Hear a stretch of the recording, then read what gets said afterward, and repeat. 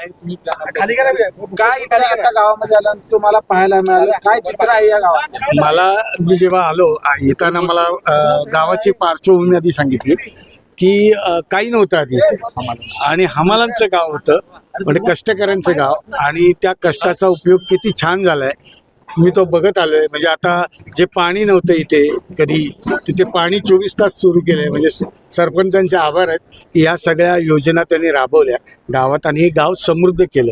म्हणजे वृक्षारोपण घ्या तुम्ही, स्मशानभूमी जे बघाल तर तिकडे त्याची भीतीच वाटत नाही जी आधी वाटत होती, पण आता तर ते वाटतच नाही. मुलं खेळतात तिकडे, वाढदिवसाचे कार्यक्रम होतात, असं समृद्ध गाव केलंय. त्याच्यानंतर कुस्तीचा आखाडा, म्हणजे आपण म्हणतो ना बॉडी छान ठेवावी लागते आपली, तंदुरुस्त राहायचं, तर ह्या गावापासून कष्ट कसे करायचे आणि जे आधी खरंच कष्टाचं गाव होतं ते आता समृद्ध झाले आणि पुढच्या पिढीसाठी चांगलं त्यांनी योजना दिल्या. शाळा आहे उत्तम आणि खूप चांगल्या प्रकारे त्यांना एक आयुष्य पुढचं जगतील मुलं आणि तो एक धडा घेतील, तर असा धडा घेण्यासारखं हे गाव आहे. आणि खूप सुंदर, मला अजून एक गोष्ट चांगली वाटली, इथे कागदाची कापडी पिशवी की जी मी आता एवढे गाव फिरलो तसं हे नव्हतं तिथे कुठे. असं 1 रुपया कॉईन टाका, कागदी पिशवी, तुम्ही कापडाची पिशवी घ्या आणि बाजाराला जा.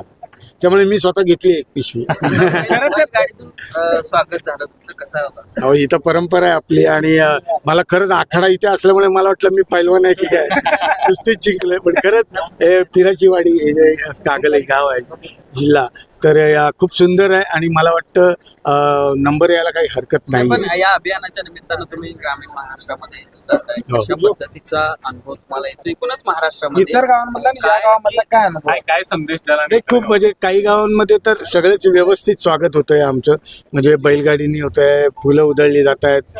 आणि इथे मी बघितलं खूप ठिकाणी शिस्त, धावपळ जास्त होते, पण इथे व्यवस्थित माणसं आहेत, ते सांभाळून घेत आहेत. फोटो त्यांना दिले जातील, त्या काढतायत सुद्धा, पण व्यवस्थित शिस्त आहे जी गावच्या सरपंचांनी जी इथे राबवली ती आपल्याला कळतं. म्हणजे बोलून नाही, पण प्रत्यक्ष मी बघितलं आणि खूप छान गाव आहे, मला खूप आवडलं. ठीक आहे, थँक्यू. थँक्यू.